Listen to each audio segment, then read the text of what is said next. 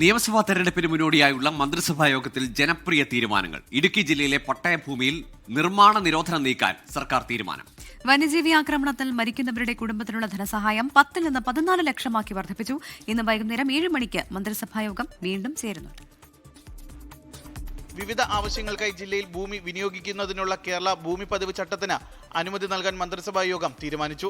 പട്ടയഭൂമിയിൽ വീട് നിർമ്മിക്കുന്നതിനും കൃഷി ചെയ്യുന്നതിനും പുറമെ മറ്റാവശ്യങ്ങൾക്കായി ഉപയോഗിക്കുന്നതിനുള്ള അനുമതി നൽകുന്നതിനാണ് തീരുമാനമായത്. ഇതോടെ പതിച്ചു കൊടുത്ത ഭൂമിയിൽ വീട് മാത്രമല്ല മറ്റുള്ള നിർമ്മാണ പ്രവർത്തനങ്ങൾ നടത്താൻ പട്ടയുടമകൾക്ക് സാധിക്കുമെന്ന് മന്ത്രി റോഷി അഗസ്റ്റിൻ അറിയിച്ചു. വന്യജീവി ആക്രമണത്തിൽ മരിക്കുന്നവരുടെ കുടുംബത്തിനുള്ള ധനസഹായ തുകയും വർദ്ധിപ്പിച്ചു. 14 ലക്ഷം രൂപയായാണ് സഹായത്തുക ഉയർത്തിയിരിക്കുന്നത്. വന്യജീവി ആക്രമണവുമായി ബന്ധപ്പെട്ട കൊല്ലപ്പെടുന്ന ഒരാളുടെ കുടുംബത്തിന് നിലവിൽ ലഭിക്കുന്നത് 10 ലക്ഷം രൂപയാണ്. തിരുവോരത്ത് കഴിയുന്ന കുട്ടികളുടെ പുനരധിവാസത്തിന് പ്രത്യേക പാക്കേജ് അനുവദിക്കാനും KSRTC ജീവനക്കാർക്ക് 2 മാസത്തെ DA ഗഡു നൽകാനും തീരുമാനമായി. 24 തിരുവനന്തപുരം. ലോകത്തെവിടെയായാലും ഏത് സമയത്തും 24 വാർത്തകളും ഓഗ്മെന്റഡ് റിയാലിറ്റി പാക്കേജുകളും എക്സ്പ്ലെയിനറുകളും വിശദമായി കാണാൻ ഞങ്ങളുടെ യൂട്യൂബ് ചാനൽ നിങ്ങൾക്ക് സബ്സ്ക്രൈബ് ചെയ്യാം.